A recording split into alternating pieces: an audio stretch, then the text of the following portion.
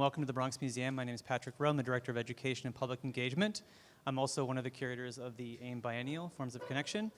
And welcome to today's panel, Tender Monuments, with these four amazing AIM artists. I want to thank the AIM artists today and the educators and the teen council members for your amazing work running all the activities today. If you want to make yourselves seen back there, Skip and the folks here. And thank you for everyone who else who participated in those activities as well. We appreciate that. And I want to introduce the other co-curator of Forms of Connection, Nell Klugman, who's our moderator today.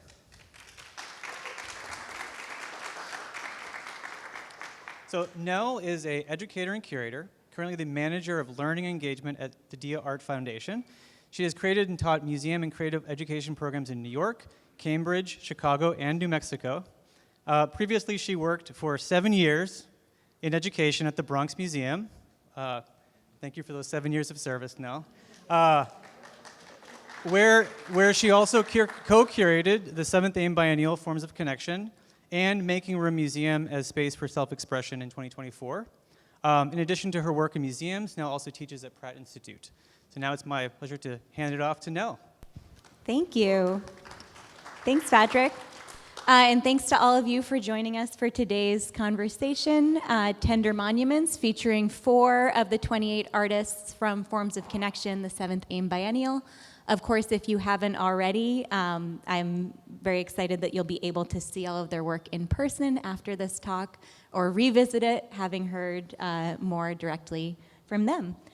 So to introduce you to the 4 artists participating, Jordan Corinne Cruz, right on my left, is a Puerto Rican visual artist whose process-based sculpture and durational installations turn to Afro-Caribbean spiritual traditions, Puerto Rican craft histories, and Bronx Block culture to examine how diasporic communities preserve knowledge through embodied practice and material devotion.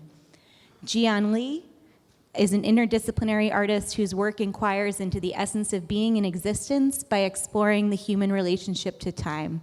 Through layered applications of image, light, and diaphanous mediums like glass, her recent multidimensional work embodies experiences from grief to the nonlinearity of time, tracing the shifting tension between ephemerality and ontological residues such as memory and the subconscious. Hedwig Brouckaert, a Belgian-American artist living in Queens, transforms the destructive remnants of consumer culture, mass media imagery, and waste-expanded polystyrene that she collects from New York City's waterways into introspective and tactile works ranging from sculptures to site-specific installations that address the hyper-consumer world of today. And finally, Motohiro Takeda primarily works in photography, ceramics, and sculpture to create site-responsive installations. By distilling the materiality of his media and magnifying their inherent metaphors, Takeda explores the ephemeral nature of memory, the space between man and nature, and the universal cycles of life and death. And so just to give a bit of background about the exhibition itself, so this is the 7th AIM Biennial. It features artists who participated in the 2 most recent iterations of the AIM Fellowship Program, which is a career development program for early career artists in New York City. Patrick Rowe and I co-curated it. We also worked very closely on the program with these 2 cohorts. And as we began to curate it, we really went through a very intensive process of studio visits with each artist. Yes, hoping to learn more about what they were working on and excited about, but we also really wanted to hear from all of them about what their experience had been finding community within the AIM program and what experiences they had had or hoped to have finding community within the artistic world, finding community and support from institutions. And so those answers really animated much of our curatorial process and thought for the show. We ended up identifying many common themes of the artworks that artists were creating and excited about. You can read and see more of those within the show, but we ended up seeing so many artworks that were deeply considering forms of connection, the name of the exhibition, and the ways that people, communities, institutions, and societies can, but also can fail to connect to one another. And so with that as kind of the background in which these artists are exhibiting, they really organized themselves into this panel, having identified a lot of ways in which their four works, although very distinct formally, have many resonant themes. And I want to start by just inviting you all to share a little bit about the concept of monuments as they relate to your work in general, but especially what you are showing in the biennial. So how do you consider your work in this show and more broadly to be a monument? What is it memorializing or standing in testament to? Hi, everybody. Thank you for being here. My work is, or I see it as, a monument to the communities I grew up with. I grew up here in the Bronx, and that is the foundational aspect of my whole perspective. And so I think that when I make work, I've paid attention so much to what people use as tools for survival, and how those tools help people endure and get through the day, whether it is an individualized experience or through community. And I think these objects, particularly the park bench that I made for the biennial, is a great example of that. It's a monument to all of the memories we have as a community, the times we share together,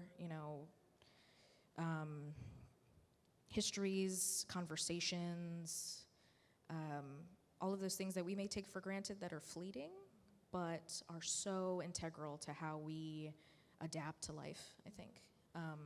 So that's how I think about the monument in terms of what I've made.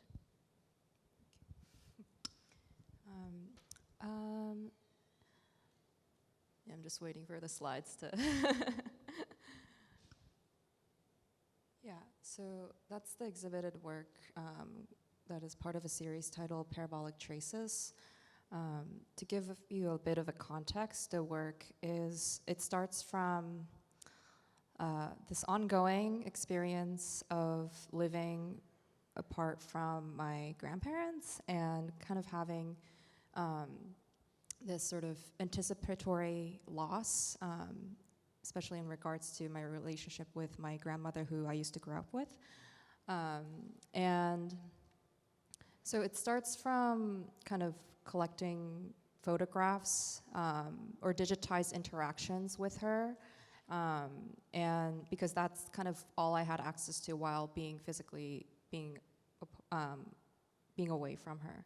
And by using these sort of fleeting remnants of experiences or lack of experiences and trying to give a physical body by applying it to glass and other mediums, in a way, I think it became a sort of inquiry into how a being can also extend itself through memory beyond the physical body, and the work itself I consider as a site of reflection. So in a sense, it's not like a typical kind of monument where it's made to be permanent, and well, also I think permanence is an illusion. I mean, we live in a world where, the sun is gonna explode and we're in a solar system that's actually not gonna last. Although it's a very far, not to sound very, like it's the end of the world, although it kind of sometimes feels like it is in these grieving times. But I guess in short, it's in a way of a site of reflection to consider what it means to, or not what it means to, but how instable, how one can, sorry, I'm a bit distracted, but I guess site of reflection to reflect on the instability of memory and how that also is a way of connecting to another being. Hello, hello, hello, hello. I don't do this every day. Thank you so much for being here. And I also want to take the opportunity to thank the amazing Bronx Museum staff for putting this together and the whole day. And it's been wonderful. My piece in the show is a monument to my family. My sister and my father, who both passed away in 2015, and my sister was a mosaic artist, and my father was collecting all these tiles for her, and he went overboard and dug a huge basement under the house to store all these tiles. But so they both passed away in the same year, and I inherited all these tiles. And there's so many tiles. This is 10 years ago, and we still have a full basement, even though we've been giving so much to community and to people who work with tiles and do amazing things with them. So the material is a monument to my family, but this piece is really also a monument to Mother Earth, because I've been using plastic remnants, expanded polystyrene that I pick up from either the shores in Governor's Island or in the East River, where I live, in Long Island City. And so, yeah, to not really go too much into detail, being encountered with this material really gave me this embodied realization how we are completely mistreating her, and we all have this information about microplastics, and we are bombarded with information about it, but as long as you don't have an embodied experience about this, it's not really gonna do anything. So for me, when I encountered this the first time on Governor's Island, I was totally in shock, and I was so compelled to start working with them and to give a platform to Mother Earth and to work with these materials that she has transformed, because these expanded polystyrene has been in the ocean for a long time and has been smoothed into rocks. So a lot of people think that they are natural rocks, but they're actually just petroleum-based plastic products. So that's a short, that's how I responded to the idea of a monument. Hello. Hi, my name is Motohiro Takeda. I'm so sorry about being late and makes you wait for a long time. I was helping make the screen printing and trying to clean up, after we finish. But my sincere apologies here. So I really want to say thank you to everyone who's here. Thank you for coming, and also the panels here, my cohorts, and Nels and Patrick's.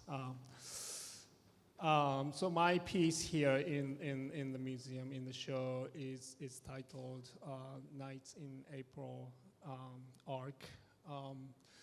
Nights in April, I've been making this series of work after my sort of experiencing severe sickness in 2023, and it came out of my sort of survival from this sickness. And so if I was asked to what this piece is monument to, then I would answer it's a monument to my sort of own sort of death that I've experienced through that sickness. And also the boat is inspired by actual boat that I encountered at my grandfather's sort of memorial ceremony. It's actually 13th years memorial after his passing. I was lucky enough to be back in Japan to attend this ceremony right after I was kind of partially recovered from this sickness in 2023, and I kind of encountered this abandoned broken boat right next to his kind of countryside cemetery. And this sort of kind of strangeness of the location is up in the mountain, and seeing this broken boat next to my grandfather's gravestone, it really kind of struck me, and the image really stuck in my head even after I came back to New York. So it's also, so the piece is also a monument to my grandfather, memory of his him and his journey, and my journey coming back from the edge of the death and the kind of crossing path, and I wanted to make something that kind of mark that moment, mark that time and the space that we shared together, and as well as sort of that's how I started the piece. But then, like, as I'm making the piece, it sort of becomes something larger than just my personal experience, because when I was recovering from my sickness, I also thought a lot about the sort of the damage that we inflict onto our, again, the Mother Earth that she talked about. And interestingly enough, like, I was making a boat, and I thought about the story of Noah's Ark, and the Ark become something for me. I thought about kind of reimagined this alternative ending of the story, instead of the ship ship is the kind of savior, a vehicle for the life, but instead kind of like taking us to its own distraction. So so that could be that's also part of my piece, and the thought behind this monument, I guess. Thank you. Thank you. So I think I really wanted to begin by considering how you're thinking of monument and memory, but now to take the other part of the name of this talk, tender. Obviously, as you all already spoke about a little bit, there's so much emotion, personal emotion, communal emotion and memory in this work for you. And to me, the tenderness is also connected to the ephemerality that many of you spoke about. And I think ephemerality really also unites your works. And there's a real tension, an interesting tension between, I think, how we often think of monuments and that ephemerality. We think of monuments and associate them with public commemoration and physicalizing memory that may otherwise be intangible. But you are all working with materials that are sometimes natural, often very fragile, considering the digital and how to physicalize that, whether you're working with glass, Juyon, something that's very inherently delicate, Moto, your natural found materials, and Hedwig, obviously, both the polystyrene and ceramic, and Jordan, the wax that you've used. How do you think that ephemerality is functioning in your work? And Juyon, I mean, you mentioned nothing is permanent in that there will be the inevitable heat death of the universe, but I thought you were going to say especially your works because you're using materials that are so delicate. So I'll ask again, how does your work navigate that kind of impermanence, and how does ephemerality connect with it?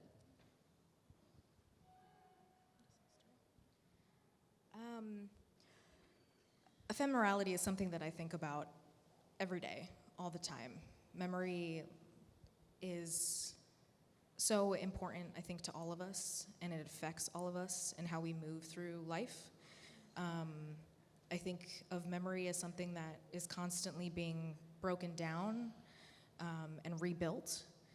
I think about memory as quite literally,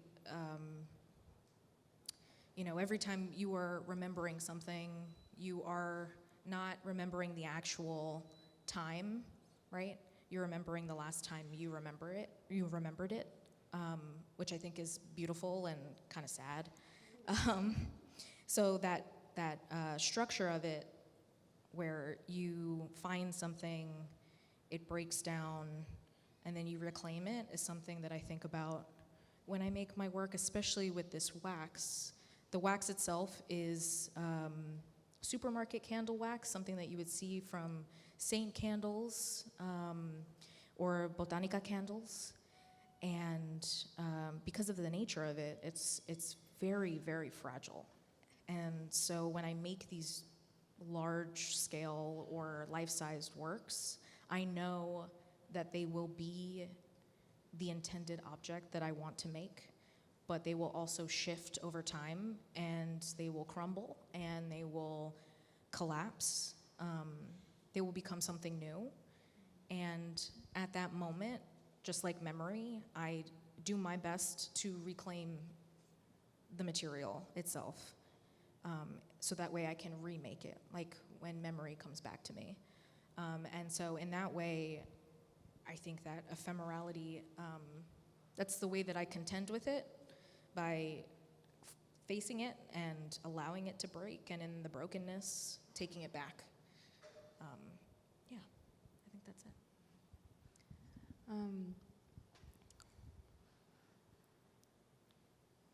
Sorry, I'm just waiting for the slides again.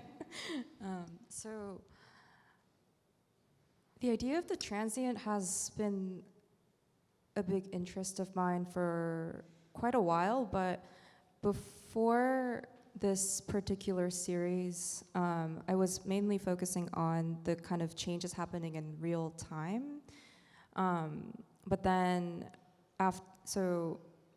before the parabolic traces, this is a series called Bodiless Travels, and this work began from kind of trying to process the kind of major, familial death that happened in my family that I wasn't able to, there was a funeral that I wasn't able to be physically a part of, and while processing that, actually I started to lean into materials that I had thought that they were more archival and more permanent and kind of away from ephemerality at that time. And there's actually one slide before this, if you could. So at that time, I wanted to work with concrete and resin, and just thinking that actually I could lean into the idea of permanence a little more, which wasn't something that I wasn't particularly interested in before the experience of kind of trying to process the grieving process. But then I realized that actually these materials are also kind of, it has its own pace of movement, and it's actually not quite archival. And there is still the element of change within these materials too. So then I started to think about the relationship between the ephemerality and what I call, like Nell mentioned in my introduction, the ontological residues, which are the kinds of things that, like memory or these unstable things that are affected by time and the body and our conditions, the human conditions. So the work itself and working with glass also kind of changed the way I approach the idea of the transient. But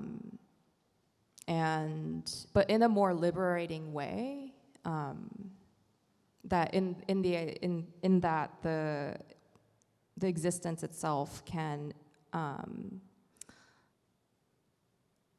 the existence itself can go beyond the bodily kind of constraints of the physical death or life. And yeah, so and also glass is a really interesting material in that it's fragile when it's cold and fully annealed, but in the process of making it, it's super malleable while it's really hot. So while making it, I never actually think of it as fragile. It's only when I actually have to pack it for the exhibition and I put fragile tapes all over my boxes and I'm like, oh, this thing is really fragile. But while in the process of making these, this is like a custom made glass pool that's carrying a shallow, body of water, and these are kind of the slumped glass pieces with the photographs embedded in it. But it's a very transformative and resilient medium that has these sort of complex qualities that sort of became like a material, like a poetic material for my work.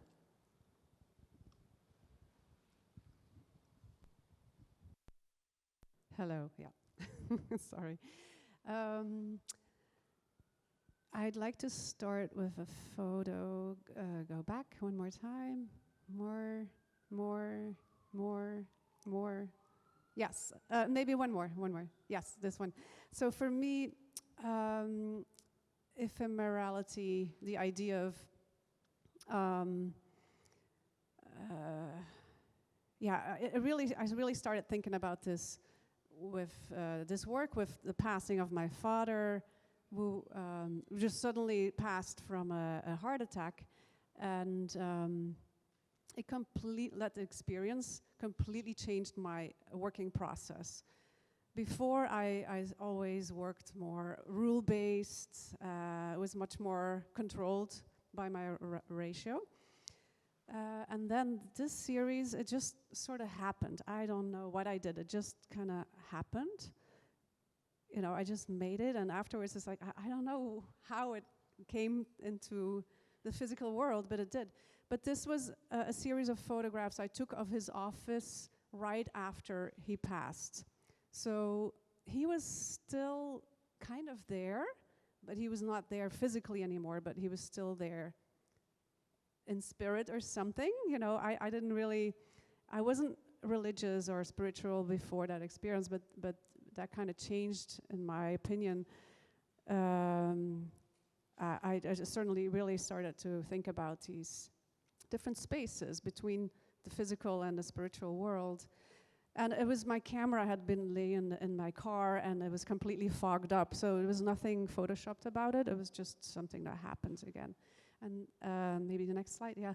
Then I made a whole series of work with the same title, Elusive Flesh of Light.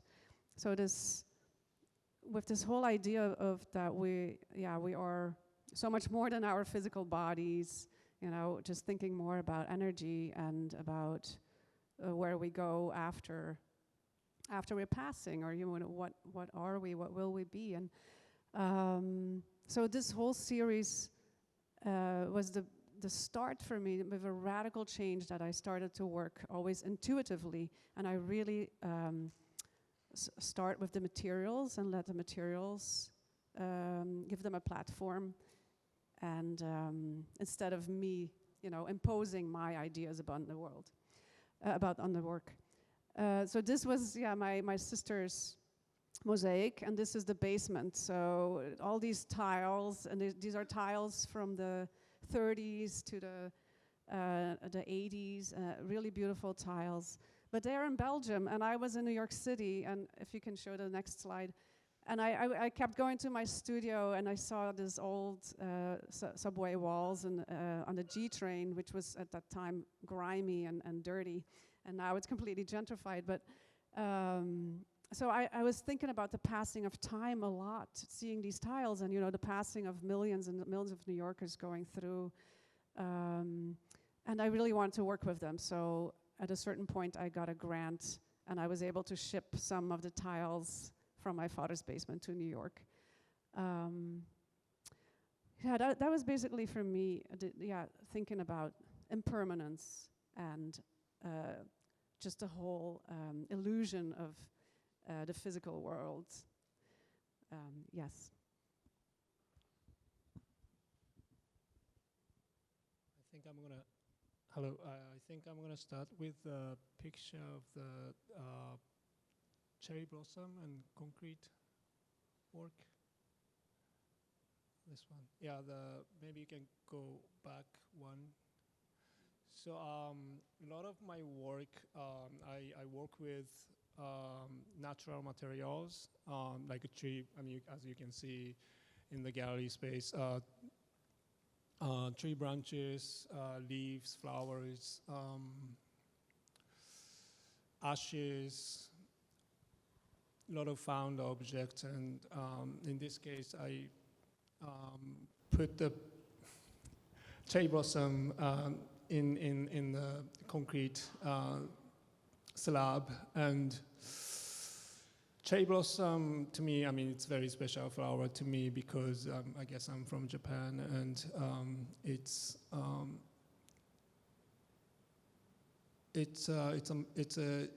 a metaphor for such a beauty of the world, but also how fragile and transient this world is. And I like this kind of contrast between the material that's more related to like permanence and stability, which is the concrete, and against this the very fragile, almost you can touch it and then crumble and it comes off the wall, kind of natural materials. And it becomes to me sort of kind of a longing that we all have to kind of keep on holding onto something that's important to you, or memory, or the time you had spent with your friends. And we all know that's not permanent. Everything has to go, but still, you still want to hold on to it. And I think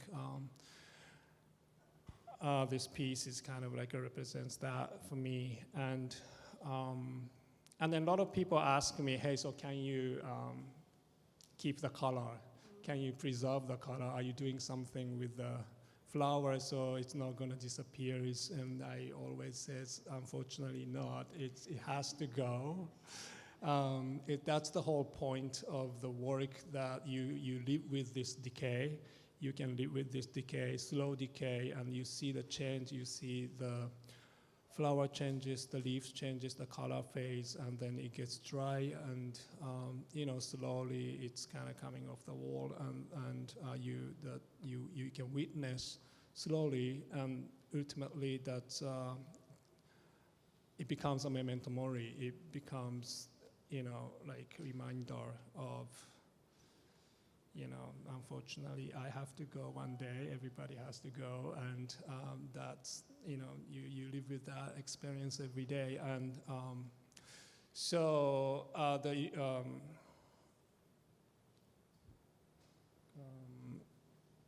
what was the word? I forgot. Impermanence and the cycle of life and kind of transformation of the matter is very important to my work, and I guess it's everywhere in my piece. Yeah, thank you. And Moto, what you said about hearing questions or desires to preserve something that ultimately is impossible with the medium that you've chosen, and that actually being an important part of what you're saying. Jordan, I wanted to ask you a little bit, because you're not, unlike some of the natural materials that some of the other artists in the show are using, you're using this wax associated with votives, but in fact, you're using the image of a bench, something solid, a piece of furniture, but the material you've chosen is in fact degrading before our eyes. So I wondered if you could just talk a little bit about that piece in this show specifically and what it's been going through. This is my favorite topic. Okay. Can we move to the bench image, please? Thank you.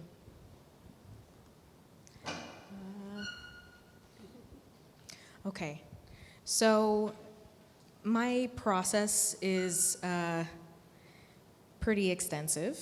I have a whole book of objects that I think about in my mind that I want to recreate and that have this like very intense sentimentality to it.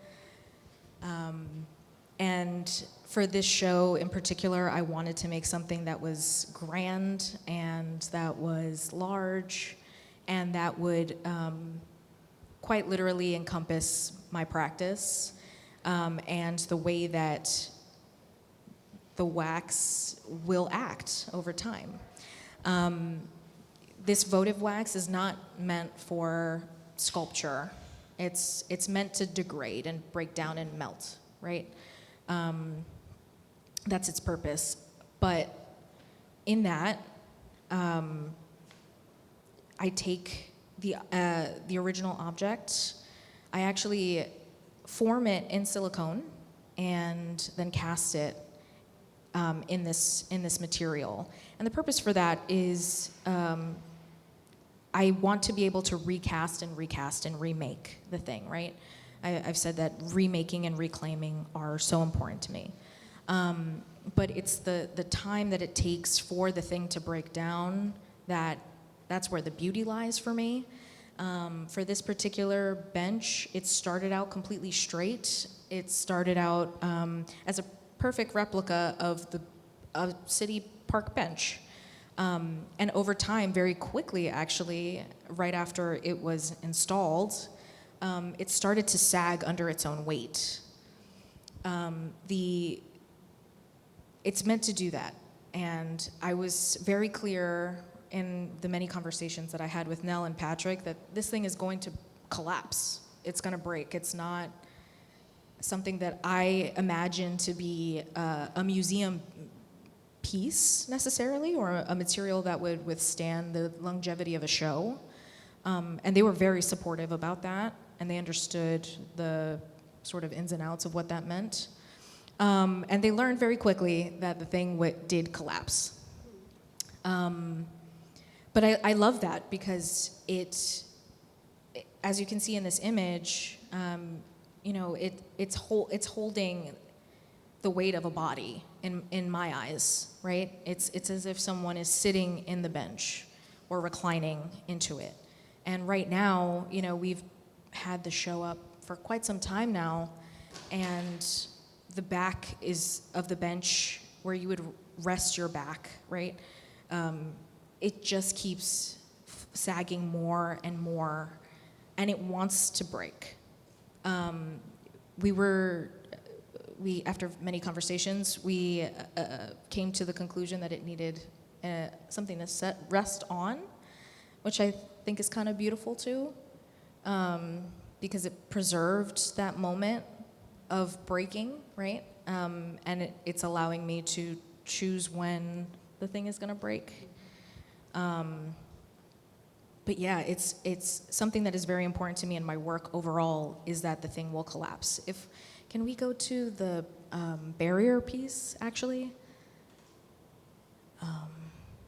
Yes. Okay, so for example, this is a construction barrier that I made in 2023. It's called Face Each Other, Burn Together. And this was a piece that I made in response to the gentrification of Mott Haven here in the Bronx. This area is turning over so quickly and displacing a lot of folks who lived there, a lot of communities who lived there, and time is just morphing it so fast.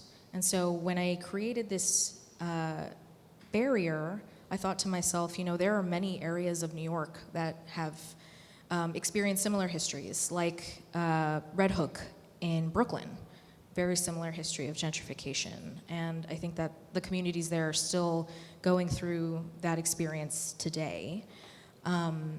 So the construction barrier is set in different areas of New York that have experienced gentrification, lit a flame, and then it either has to collapse under its own weight or melt. And it did both.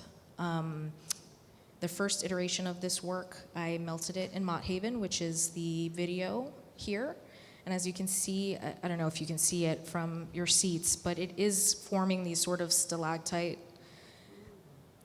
Right, exactly. It is very dramatic, yes. But it's gonna melt. So I burned this in Mott Haven, and I burned another replica in Brooklyn, and I had them face each other over a video. And I waited to see which barrier would break, essentially, first. And it turned out that the piece in the Bronx broke. It collapsed under its own weight first, which you see here in this video. So it's just that form, that again, that cyclical break, that moment that we know the thing is going to collapse. We know it. It's just about when. And yeah, that's. Yeah, thank you. And I think what you said, it wants to collapse, is there's a real surrender to the material that you know that you're choosing, and choosing to allow it to kind of exert that control, knowing that your control and shaping of it will only be temporary. Moto, I want to ask, because like Jordan's, your piece represents a real-world object, and for you, as you mentioned, it's inspired by an actual boat that you saw in kind of jarring surroundings at this moment in your life. And so I wanted to ask you about the sourcing of this material. Why is it important? Was it important to you to use these branches to shape this vessel? So the branches were kind of recycled from my previous works. It's actually the cherry blossom branches. So I past, I don't know, maybe 3-4 years, I've been making these cherry blossom piece with the concrete that you just saw before. And it'd be beautiful if I could have a tree in my backyard and then kind of forge some materials. But the reality is these flowers I buy from the flower market here in New York, and then I use just the flower part of it.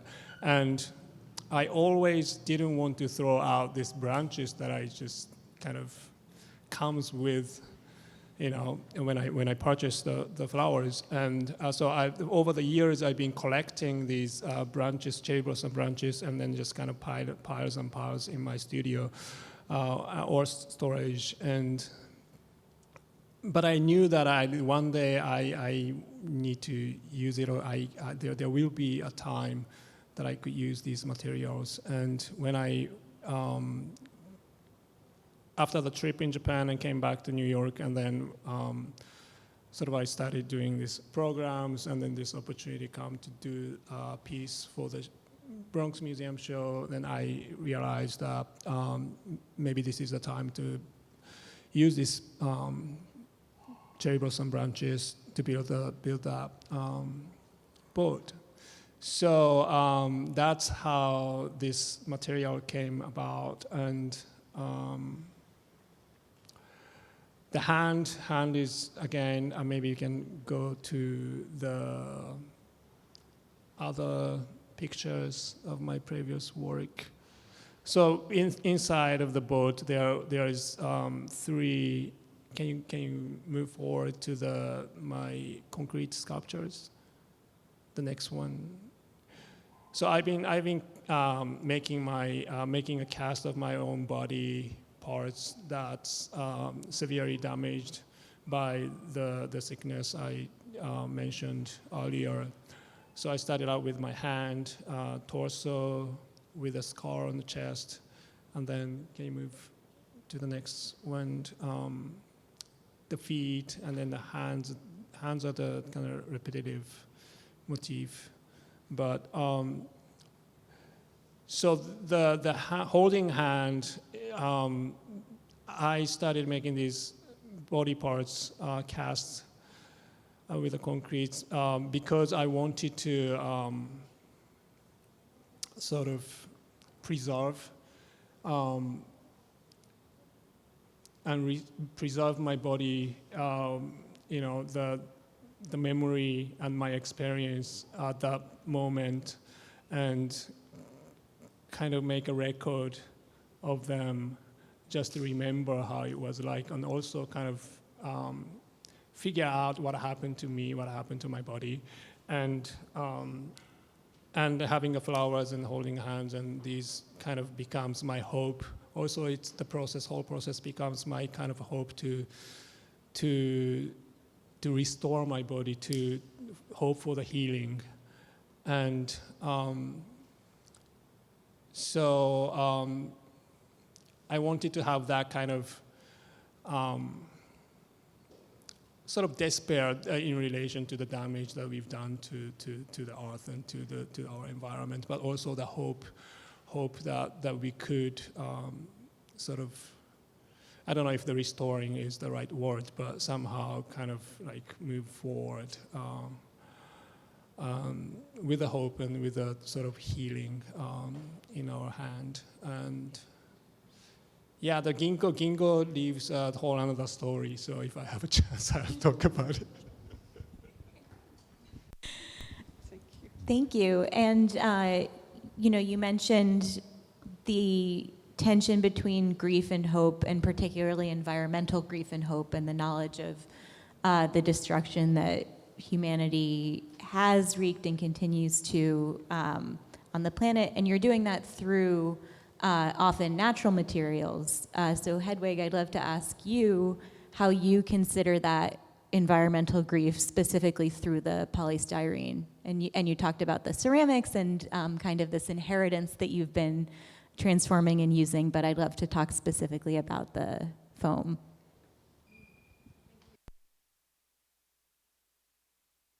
Yes, this is better.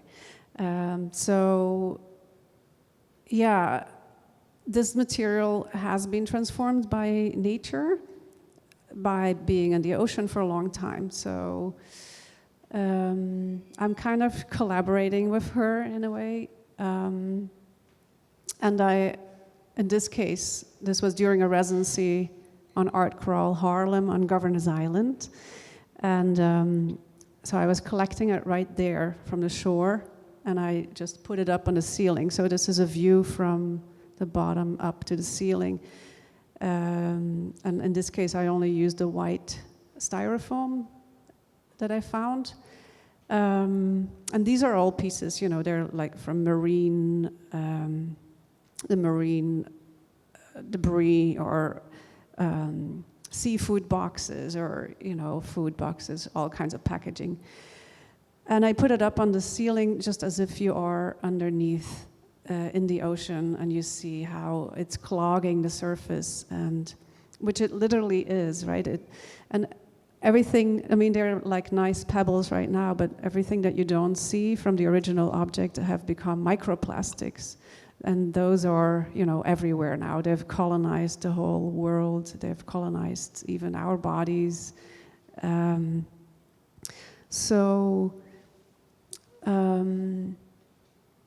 Yeah, of course, it's hard to. I mean, I do.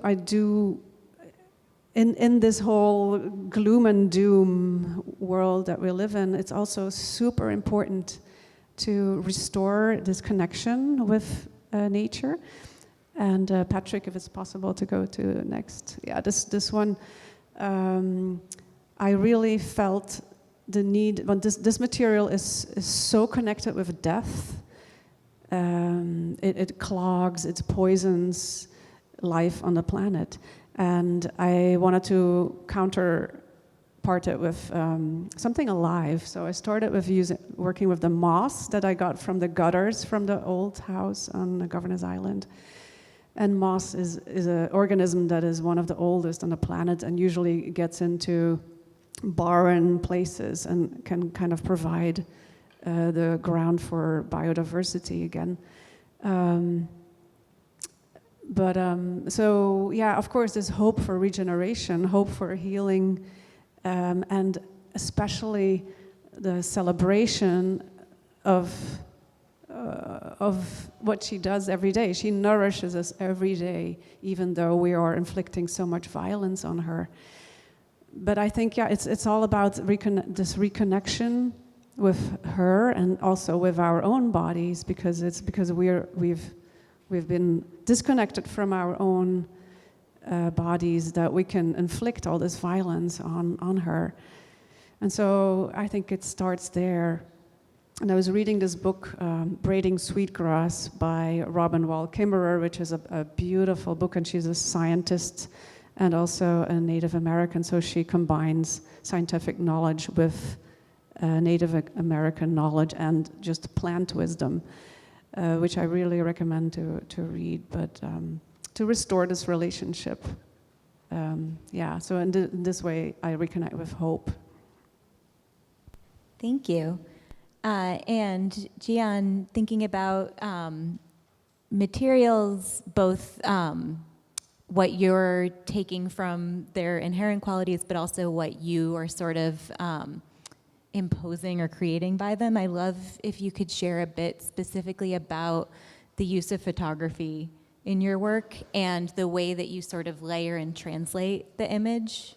I think that, would just love to hear more about the process of memory translation and how that's, you're using image and photography to preserve and restore, but also accept, kind of as Jordan was mentioning about memory, that it is changing through that process as well. Thank you. Well, also kind of in response to how everyone spoke about just kind of different forms of grievance, I think and the photographs. So just to explain the process a little bit, I usually work with like a set of 2 or 3 photos from different places and kind of similar time period. Like for instance, one might be from an in-person interaction or experience I had while I was visiting home in Korea, and then the other would be something that I didn't get to experience, or maybe more of a liminal space, like a screenshot of a video call with family. And it starts with photographs, and then photographs from actual experiences or lack thereof, and then I splice them by hand and then weave them in parts or as a whole, and then it sort of becomes abstracted, and then apply them to, and then redocument the woven imagery. As you can see, there's certain parts that are woven. That one is fully woven. And then applied to glass, which starts as a flat sheet, and then it goes through the kiln forming process, which is you just put a sheet of glass under high heat, and I make kind of custom molds for it, so it would slump over and kind of, in a way, kind of dance with gravity and heat and time in kind of this big, large oven for glass. And for going back to the question with working with, could you remind me the question actually? I'm sorry. Just the use of photography in general, but also the layers of transformation in time as you're sort of translating these media. It's coming back to me, talking about instability of memory. So I was mentioning photography because I was going to say that the process of weaving or by hand and the need for having something tactile while feeling the absence of somebody is a form of grieving process, but also it made me realize that it's like grief is a form of love and care, and it's also a way for, it reminded me how interconnected one is once we're born, and then through the loss, there's also kind of moments when I feel connection. So that's kind of what I've been resolving by integrating photographs that could feel very weightless and ephemeral, or like we're constantly inundated with so much image, especially in the days where, you know, our photos are so clogged with the iCloud or whatnot. So, yeah, that's. Thank you. At this point, I'd love to open it up if there is anybody in the audience who has a question. Yeah. And if you don't mind, oh, yep, thank you, Patrick. Where was the question?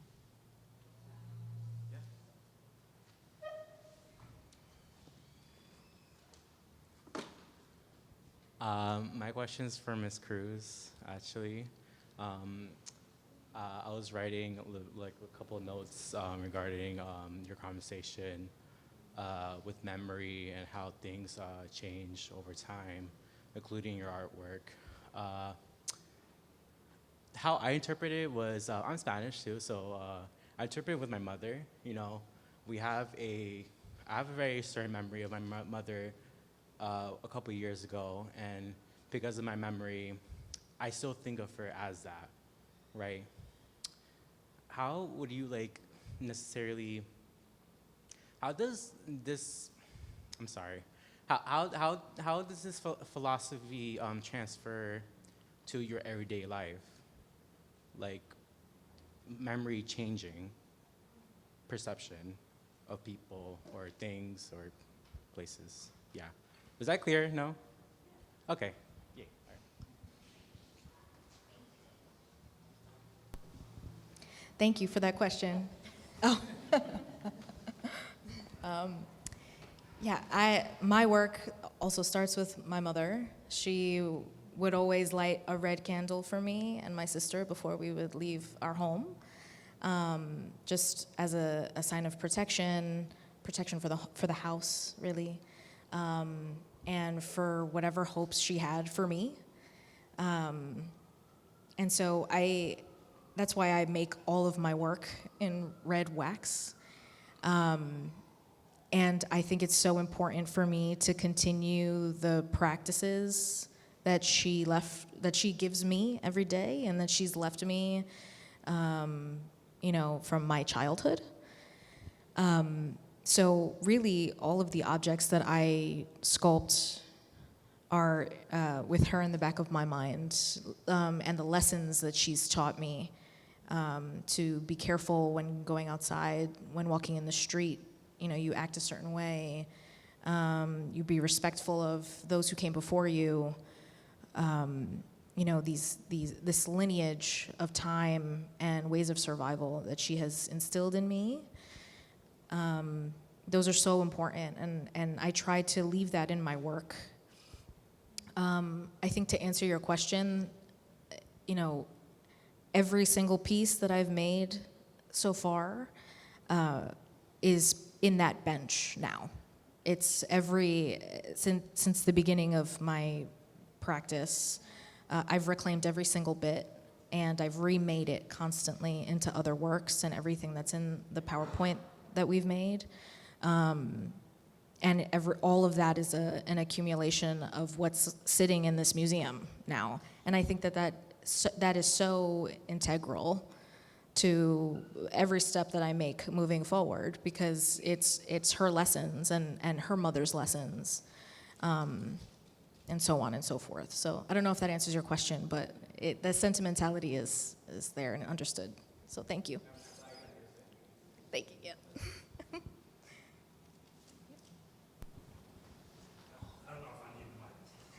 Let me do it just for the recording. Yeah, if you don't mind, sorry. Just be audio for the recording. For the recording. I have a resonant voice. This question is for Jordan. Jordan, I love, it was one of your pieces, one of my favorite pieces of the show. And I had no idea when I saw the piece that it was decaying. For me, I thought that you meant to have the seated impressions of ghosts sitting on the benches. And so, a two-part question. Well, I'll make it simple.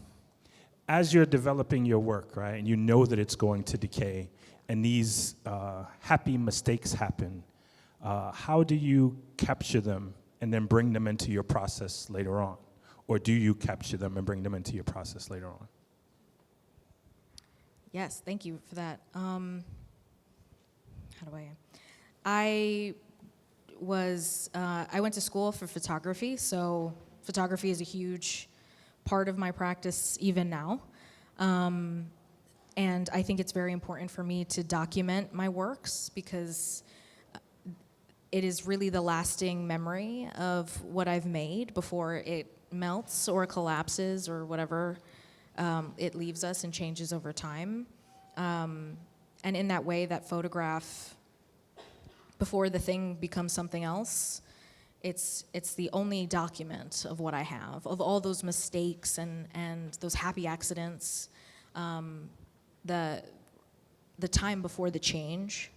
And so I think that's how I do it. You know, it's through that photographic memory that I can keep with me. I also think that it works in the way that I make the original. I remake the original as well in the silicone. I appreciate that the silicone will allow me to recreate the essence of that piece. All of the marks in the wax planks are replicas of the wood that I reclaimed and reformed, you know? Yeah, does that answer your question? I think, yeah, okay, thank you.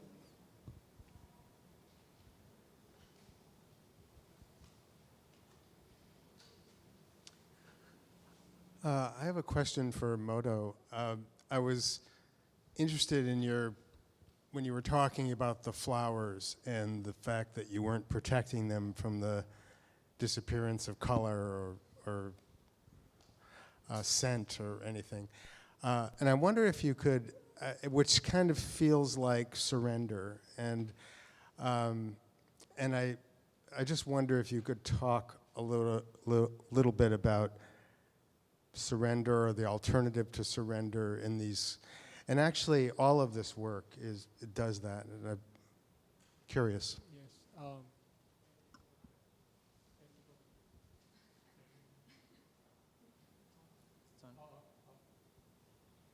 Take this one off. Thank you for the question. I was actually talking to my friends about acceptance yesterday, and it was interesting to hear your question. So I'm going to talk about a bit about my sort of most recent work with the ginkgo leaves. So the last fall I spent like good 3 months going to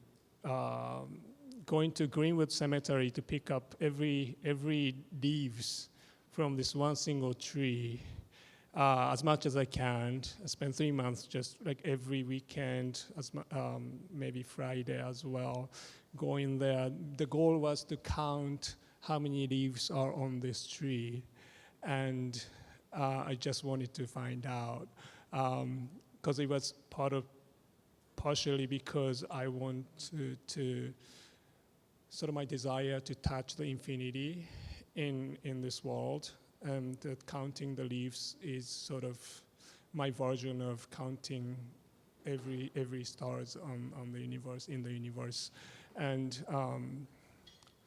you know, every grains of sand in your hand. You know, it's like it's an impossible task, but I want to kind of sort of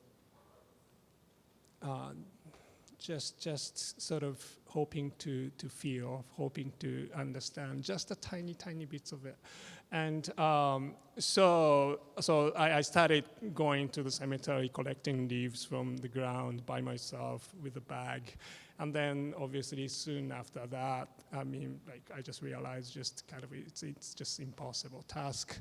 And I have to accept my defeat and, you know, my desire to control, trying to overcome this nature. And I mean, I tried until the end. I mean, I can show you the picture, how much I left on the ground. But there's definitely a sense of surrender in this process. And then I found a place to do this performance, to count the leaves that I collected last fall. It's like a mountain, not big, but like kind of biggish sort of mound of the leaves in a space. And then I spent 2 weeks counting, hoping that I could count maybe half of it. And I counted 55,000 leaves in 2 weeks. And the reality was, it was just, if the mountain was like this, it was just this bit. It's just a little corner of these leaves that I counted, and I just didn't know what to do, because the goal was to count every leaves, and like I only counted like maybe like less than 1/10 of it, spending 2 weeks, and surrender. But also I think there's I mean, at least like for me, there's a beauty and kind of solace in trying. Like I try as much as humanly possible to do this, and I'm looking for a place to continue counting. To hopefully before the summer I can do it one more time. But trying to reach this like kind of notion of longing to reach to the place where you want to be, or to the knowledge, to the I don't know, something that's larger than you, and wanting to experience that. I think that kind of drives me to make art in a way. Yeah, thank you.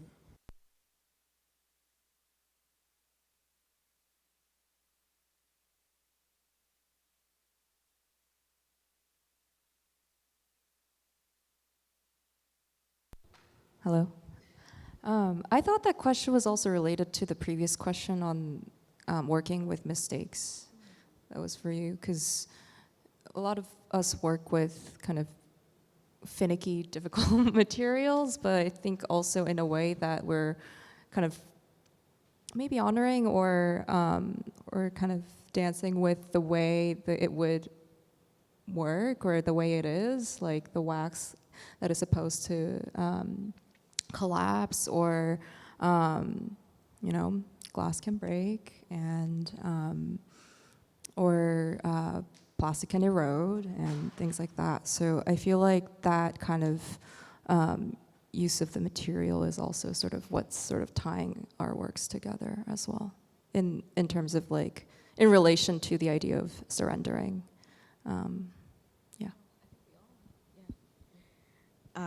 Yeah, I think we all have to surrender with our works here, especially.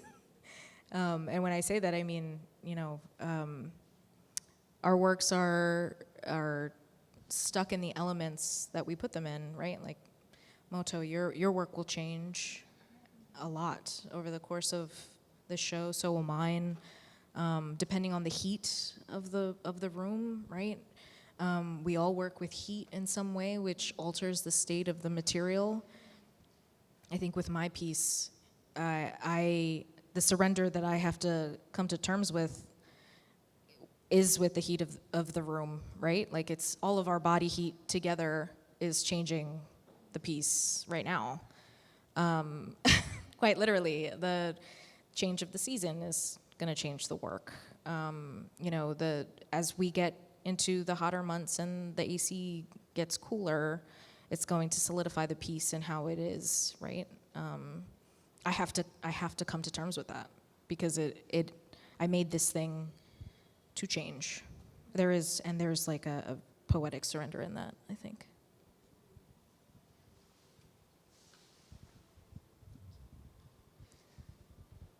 Yeah, I think it's a great question, and of course it's like this is like the biggest thing to learn in life, right, is to surrender, I think.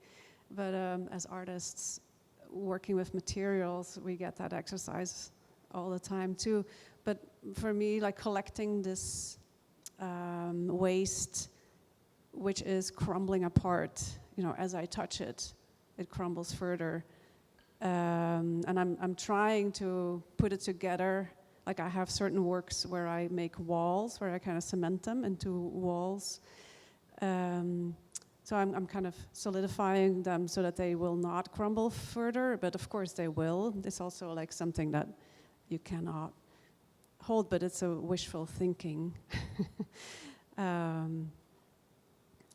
So yeah, that's what I think about too a lot. Yeah, it is this, you know, doing these things that are impossible. Like I work a lot with magazines, which are totally not meant to last forever, but then the photographs are fading, and I sew them together with my own hair that was falling out. Also, like in a way to try to make it last, but it's an impossible thing. Yeah, so that tension between like wanting to make something for eternity and the impossibility is always present. I think we have time for one more question, if anyone has one more question, or we can close out. Do you have anything you want to say? Yeah. Nell has one more question. Yeah, and thank you so much to our audience members for those wonderful questions. Kind of connecting to this last question of acceptance, you know, I think multiple of you have talked a bit about, yes, grief being the powerful animating force behind your practice in general, and certainly these pieces, but coming to realize how intrinsically grief is connected to love, to positive emotions. And you've also mentioned hope for the future. So, and you've all talked too about trying to document and archive the past, realizing the ways in which that's futile, accepting the ways in which that's futile, and yet wanting to make that attempt anyway. So I'd love to end by asking how your work is in conversation with an imagined future, and how there's hope in that for you. Thank you. I would say that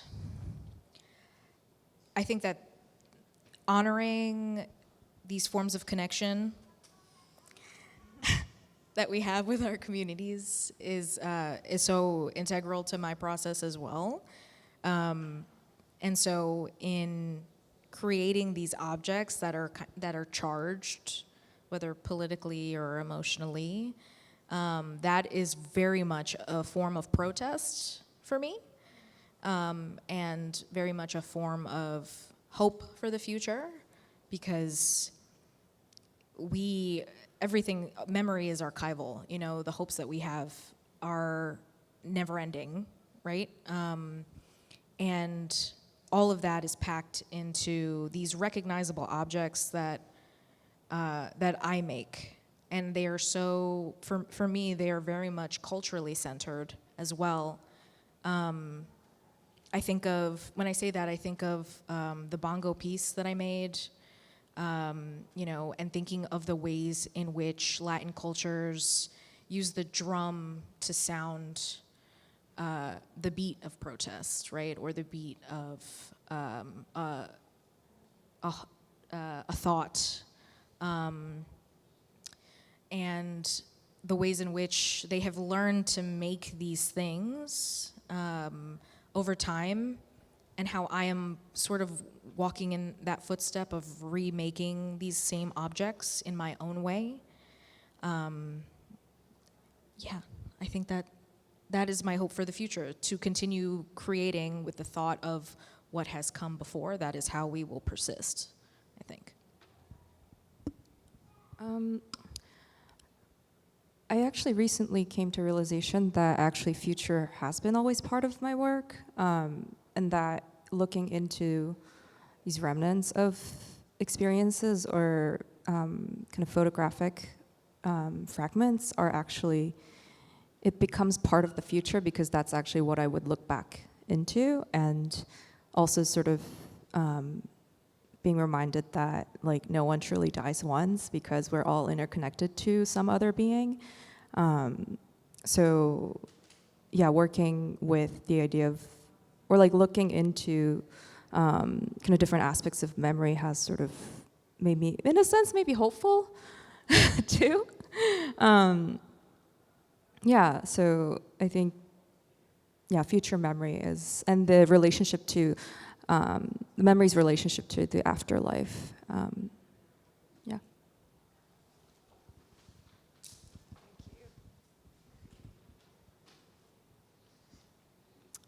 For me, yeah, the work totally also is about honoring nature, honoring this planet,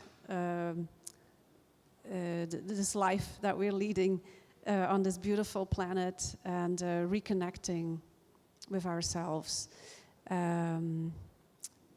Yeah, I mean, like we've been trained for so long to be in feelings of lack and unworthiness, because that's what keeps the capitalistic greed going and the hyper-consumer world going. And I think it's, yeah, like this reconnecting with our own nature and with nature is my hope for the future, and is what I completely think about in my work. So.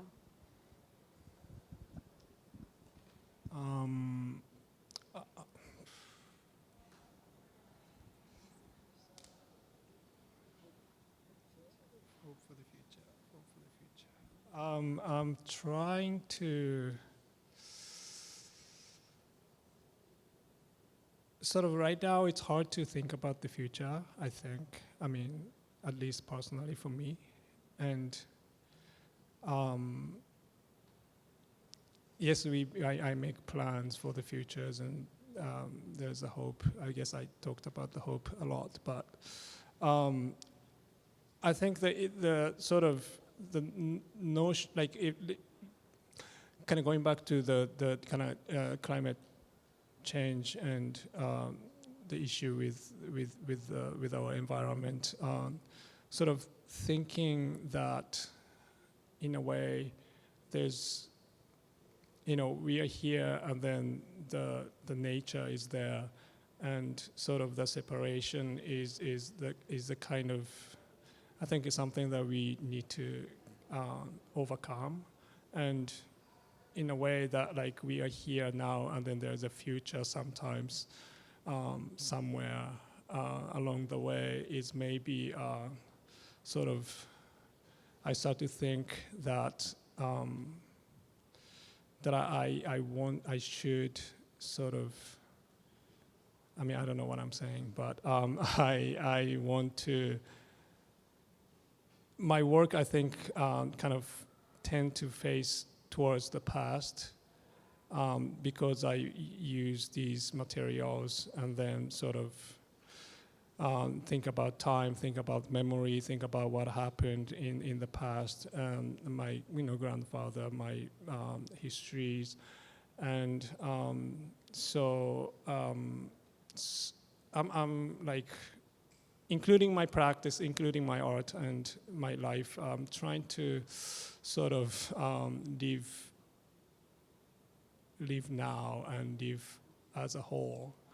And that kind of combines sort of past, future, and now kind of together in this moment, and live this moment and now. So I sorry, I don't know what I'm saying, but that's thank you. The future is now. No, but first of all, I don't think there's a mandate that your work be hopeful, but also I think,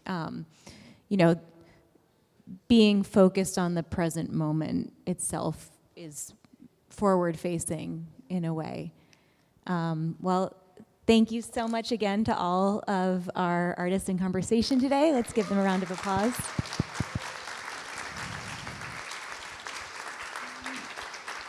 Thank you again to the Bronx Museum for hosting this day of programming around the biennial and specifically this conversation.